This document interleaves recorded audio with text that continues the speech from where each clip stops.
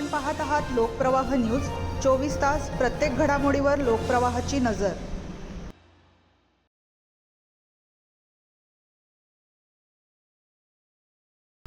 गडकरी चौकात आयुक्तांच्या बंगल्यासमोर गुलमोहराचे झाड कोसळले, काही काळ वाहतूक ठप्प। गडकरी चौक येथे आयुक्तांच्या बंगल्यासमोर मंगळवारी सायंकाळी सुमारे 5 वाजेच्या सुमारास गुलमोहराचे मोठे झाड कोसळल्याने काही काळ वाहतुकीची कोंडी निर्माण झाली। झाड विद्युत खांबावर पडल्यामुळे खांबही वाकला होता। पोलीस हवालदार प्रकाश पवार यांनी घटनेची माहिती अग्निशामक दलाला दूरध्वनीद्वारे दिली।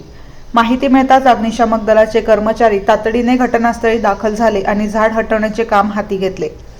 बचाव कार्य सुरू असताना नागरिकांना सुरक्षित अंतर राखण्याचे तसेच पर्यायी मार्गाचा वापर करण्याचे आवाहन करण्यात आले।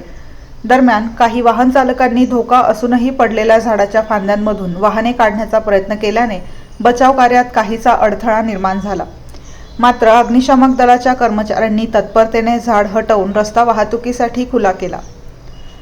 या कारवाईत दत्तात्रय गाढे, अभिजित देशमुख, UD शिर्के, SM आगलावे, आकाश गीते, आदित्य तासकर, अथर्व दुनबळे, शरद देटके आणि प्रशांत इंदारखे यांनी सहभाग घेतला।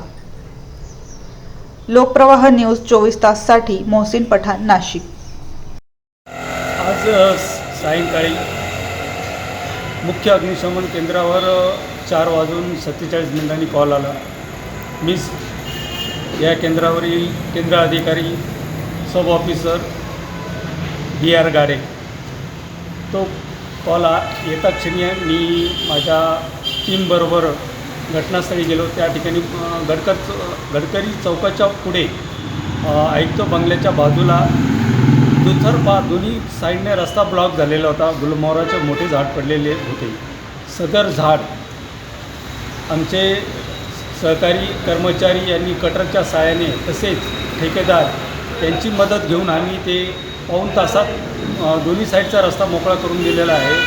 त्याचप्रमाणे तेथे स्ट्रीट लाईट पण आडवा पडलेला होता, तो आम्ही हायड्रोलिक कटरच्या साहाय्याने कट करून तो बाजूला केलेला आहे। कुठलीही हानी नाही, काही नाही।